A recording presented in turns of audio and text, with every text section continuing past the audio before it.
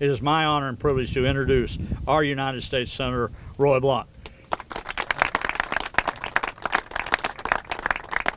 Well, thank you, Governor. Great to be here, and great to be here with you.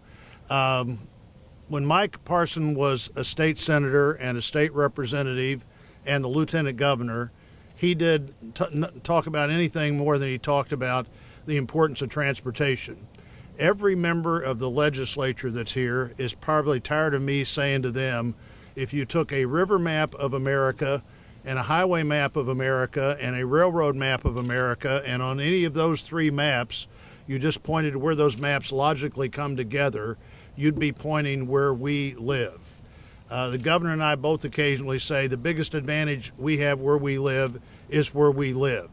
Location really matters to us. It is our competitive advantage, and most of that competitive advantage is a way that the transportation systems can and do come together. So we're standing right here on the banks of one of our great rivers. We have this bridge to the background that both the director and the governor have explained what would have happened if this didn't happen.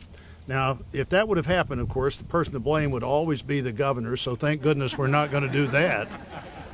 And then after the legislature passed the bill they passed that there'd be a $300 million bond issue if we could get a reasonable amount of federal funding to go with it without defining what that was. I kept reading these articles where Caleb and others were saying, we believe Senator Blunt can get this money for us. That also seemed to me a big trap that I was about to walk into. So I was glad when the governor came up. We couldn't meet with the secretary that day, but we had the three assistant deputy secretaries come over, sat down in my conference room, Harry Truman's old Senate office and his vice presidential office, and had a chance for the governor to explain how if there ever was a project of national significance, this was it. That all of this traffic that goes through here every day is a lot of the commercial lifeblood of the country. There aren't real alternatives, so we'd be looking at these huge backups. And according to our leader at MoDOT, if we did this 10 years from now, we'd have to do it again if all we did was repair that bridge. Fortunately, we were able to be competitive. Our whole congressional delegation, particularly Sam Graves, who is the top Republican on the Transportation Committee, and if there's any committee in the history of the Congress to be the head of the other side, the minority side, it's that committee. It's always been very bipartisan. The majority gets a little more say than the minority, but the minority still has a lot of influence, and so Sam was there to do that. Our congressional delegation worked. There was $800 million to divide up in the whole country, and we were able to get a little over $80 million of that $800 million for this one project. Based on what all of my friends are telling me here, we're going to be able to leverage that into lots of other ways to take the $80 million, the $300 million, some other money that's available if you have matching money, and do a lot of what we need to do to begin to take more advantage of where we live, to begin to take more advantage of our competitive advantage, which is transportation.